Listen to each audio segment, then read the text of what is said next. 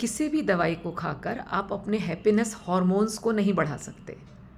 अभी तक ऐसी कोई दवाई नहीं बनी है जो आपके हैप्पीनेस हॉर्मोन्स को बढ़ा सके।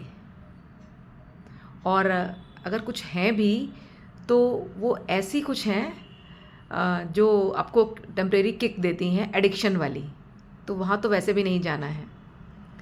हमेशा अपने आप को खुश रखने के लिए अपने माइंडसेट पे काम करना पड़ेगा।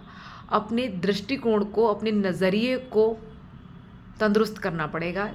तब हमारा बॉडी भी तंदुरुस्त होगा, हमारे संबंध भी तंदुरुस्त होंगे, हर जगह प्रचुरता आएगी, अबंडेंस आएगी। मैक्सिमम बीमारियां साइकोसोमेटिक होती हैं। अगर मैंने अपने माइंडसेट पे काम नहीं किया तो बॉडी में वो बीमारियां के तौर पे वो स्ट्रेस जो डेवलप होगा मेरे ब्रेन में, वो बॉडी में बीमारियों के रूप में ज़रूर बदल के आएगा। अब तो भारत सरकार भी नॉन कम्युनिकेबल डिजीज़ जो हैं, शुगर, डायबिटीज़ और ये जितनी भी बीमारियां हैं जो नॉन वायरल, नॉन बैक्टीरियल होती हैं, नॉन कम्युनिकेबल डिजीज़ का सर्वे करवा रही है। तो अगर भारत सरकार सर्वे करवा रही है, उसका मतलब कितनी ज़्यादा हैं ये बीमारियां।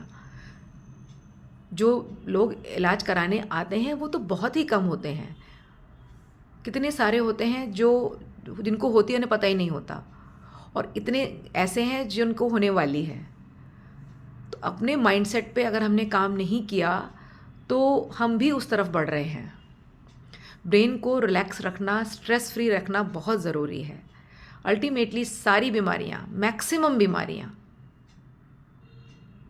तो अपने माइंडसेट को हम जो अब तक पीछे ये टॉपिक कभी डिस्कस नहीं होता था, बहुत कम बात होती थी, अब हमें अपने माइंडसेट को तंदुरुस्त रखने की, जो दुरुस्त रखने की लिए सोचना होगा, ऐसे काम करने होंगे, ऐसी चीज़ें सीखनी होंगी जिससे हम अपने माइंडसेट को यथासंभव पॉजिटिव रख सकें, अच्छा महसूस कर सकें, बॉडी को तंदुरुस्त रख सकें, खुश रह सकें।